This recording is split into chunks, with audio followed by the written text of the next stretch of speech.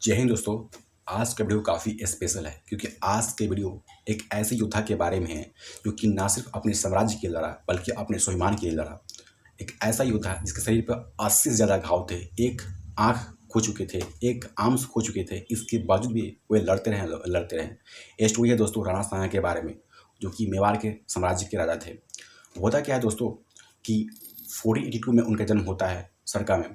वहाँ से क्या होता है कि 1508 में वो मेवाड़ के राजा बन जाते हैं, जो कि अभी के समय में राजस्थान पड़ता है। जब उनके पिता की डेथ होती है 1508 में, राणा रायमाल, वहाँ से क्या होता है कि जो राणा सांगा होते हैं वो मल्टीपल टाइम्स बैटल्स लड़ते हैं। वो 1517 में क्या होता है कि इब्राहिम लोदी को हरा के दिल्ली सल्तनत पे कब्जा कर लेते हैं और वहाँ से अपनी टेरिटोरी को एक्सपेंड करते हैं, नॉर्थ में हरियाणा तक, वेस्ट में गुजरात तक और ईस्ट में मलवा तक। इसके बाद से भी क्या होता है कि वो मल्टीपल टाइम्स इब्राहिम लोदी को हराते हैं, जैसे कि बैटल ऑफ जो जोधपुर लड़ते हैं, बैटल ऑफ ग्वालियर लड़ते हैं। ऐसे साथ ही क्या होता है कि बैटल ऑफ रामथामपुर लड़ते हैं।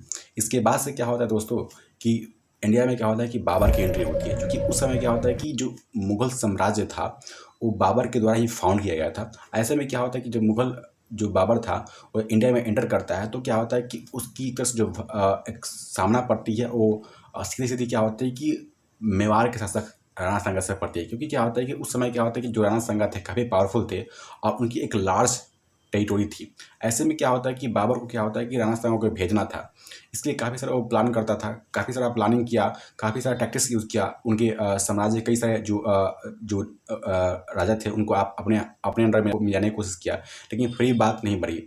लेकिन एक्चुअली में क्या होता है कि जो भी मुस्लिम लीडर्स होते थे उनको उस समय भी क्या होता है कि बाबर ने इकट्ठा करने की कोशिश किया, लेकिन बहुत सारे क्या होता है जो मुस्लिम लीडर्स थे वो अपने देश लौट जाना चाहते थे। ऐसे में क्या होता है कि बाबर को इंडिया को इन्वेट करना था, उस पर राज करना था। इसलिए क्या होता है कि वो जंग छेड़ देता है राणा सांगा के। वो सबसे पहले तो मुस्लिम को इन्वाइट करता है, थ्रू जिहाद सबके यूज करता है। अलग तरीके से क्या होता है मोटिवेशन के थ्रू सारे मुस्लिम्स जो भी होते हैं उनको इकट्ठा करता है। और एक तरह से क्या होता है कि इधर थे राणा सांगा, जो कि क्या होता है कि उस समय के मेवाड़ के काफ़ी पावरफुल राजा थे। ऐसे में होता क्या है दोस्तों कि जो राणा सांगा थे उनके पास 80 से 1 लाख के बीच में फौज थी, जबकि क्या होता है कि बाबर के पास महज 30 से 40 हज़ार की फौज थी। लेकिन क्या होता है कि बाबर इस जो बैटल ऑफ हना होता है काफ़ी पावरफुल बैटल होता है, काफ़ी तरह से क्या होती है काफ़ी हाई रेसिस्टिव बैटल होता है। क्योंकि क्या होता है कि इस जो वॉर होता है इसमें राणा सांगा के पास जो फौज थी उनके पास घोड़े थे, हाथी थे, और जबकि क्या होता है बाबर के पास मॉडर्न टैक्टिक्स अब मॉडर्न आर्टिलरी थी, जिसका यूज़ करके क्या होता है बाबर एक तरह से क्या होता है कि वो काफ़ी एक तरह से डिसीजिव और काफ़ी प्लानिंग के तहत क्या होता है कि राणा सांगा के फोर्स पर अटैक करता है। वो अपने जो भी सोल्जर्स होते हैं, जो भी उनके मतलब सपोर्टर्स होते हैं, वो जो भी लड़ने वाले होते हैं उनको विंग्स में डिवाइड कर देता है। और एक तरह से क्या होता है कि पूरी मतलब कि विंग्स डिवाइड करके क्या होता है कि जो इकट्ठा राणा सांगा के सोल्जर्स होते हैं उन पे अटैक करवाता है।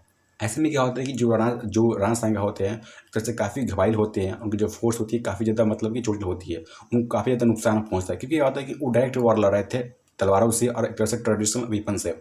और जबकि क्या होता है जो बाबर था वो मॉडर्न वेपन्स का यूज़ कर रहा था, वो कैनन्स का यूज़ कर रहा था, वो एक तरह से क्या होता है कि मस्केट का यूज़ कर रहा था। अब बाद में क्या होता है उन्होंने क्या होगा एक तरह से इंसर्कलिंग टैक्टिक्स का यूज़ किया, जिसकी वजह से क्या होता है कि जो राणा सांगा की जो फोर्स थी उनको चारों तरफ से घेर लिया। हर तरीके से क्या होता है कि छोटे छोटे जो उसके जो विंग्स थे वो चारों तरफ से क्या हुआ कि राणा सांगा के फोर्स पर अटैक कर रहे थे।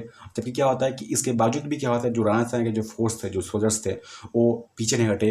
वो मल्टीपल टाइम्स क्या होता है कि वो अटैक करते रहे मुगल के जो भी बाबर के सैनिकों पे।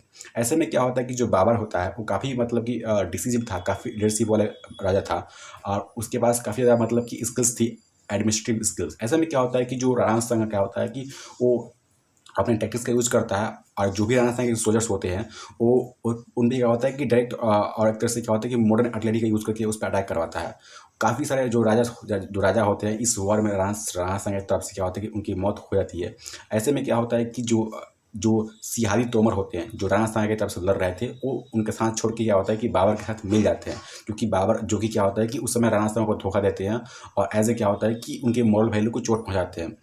बाद में क्या होता है राणा सांगा क्या होता है कि अकेले आगे बढ़ते हैं और लड़ते हैं। ऐसे में क्या होता है कि एक तीर और एक जो गोली बोला जाता है कि उनको लगती है। ऐसे में क्या होता है कि वो अनकॉन्शियस हो जाते हैं और गिर पड़ते हैं और बेहोश हो जाते हैं। इसके बाद से क्या होता है कि उनके सोल्जर्स द्वारा उनको एक तरह से सुरक्षित जगह पर ले जाया जाता है।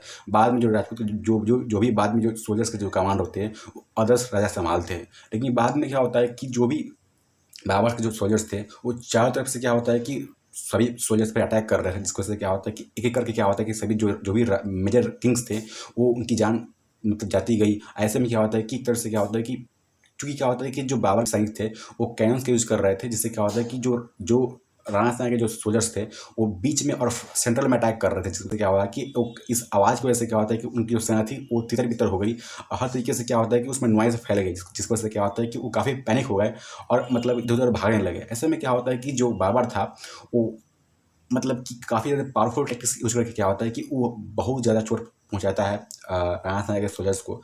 और इस वॉर में क्या होता है कि डिसीजन एक्शन के दम पे क्या होता है जो बाबर होता है और राणा साहब के फोर्स को हरा देता है और एक विक्ट्री घोषित कर देता है। इसके बाद से क्या होता है दोस्तों, जो बाबर होता है अपनी टेरिटरी को एक्सपेंड करता है। यहीं से क्या होता है कि जो राणा साहब की जो किंगडम थी वो फेल होती है और डिक्लाइन होती है और यहाँ से क्या होता है कि मुगल एम्पायर का डोमिनेंस शुरू होता है। लेकिन बड़ी सवाल दोस्तों ये है कि आखिर जो राणा सांगा थे इतने पावरफुल होने के बावजूद भी ये बैटल कैसे हार गए।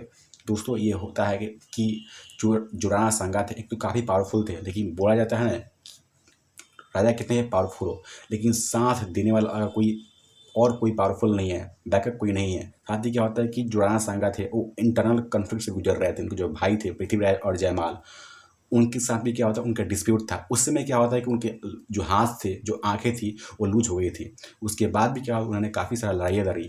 ये इनकी करेज और बहादुरी को दर्शाता है। ऐसे में क्या होता है कि बाद में क्या होता है जब वो डिफीट होते हैं बैटल ऑफ खनवा में, उसके बाद से भी क्या होता है कि वो दोबारा ट्राई करते हैं, मतलब कि लड़ने की कोशिश करते हैं बाबर के अगेंस्ट में। लेकिन उनमें क्या होता है कि जो नोबल्स होते हैं उनको पहले से डर लगता है कि इतना जो पहले डिस्ट्रक्शन हुआ है ये फिर ना हो जाए। इसकी वजह से क्या होता है कि बताया जाता है कि वो राणा साहब को धोखे से जहर दे देते हैं और उस जहर को खा कर राणा साहब की मौत हो जाती है। इस प्रकार से क्या होता है जो राणा साहब की जो स्टोरी होती है वो खत्म होती है और यहीं से क्या होता है कि जो मुगल एम्पायर होता है पूरी तरीके से क्या होता है कि डोमेन्स में आता है। तो ये था दोस्तों राणा साहब की स्टोरी। कैसे लगी आपको? आई होप आपको अच्छी लगी होगी। तो नेक्स्ट वीडियो आप किस टॉपिक पे चाहेंगे कमेंट बॉक्स जरूर से बताइएगा। तो तब तक के इतना ही, मिलते हैं ऐसे ही नेक्स्ट वीडियो के साथ। Thank you. जय हिंद।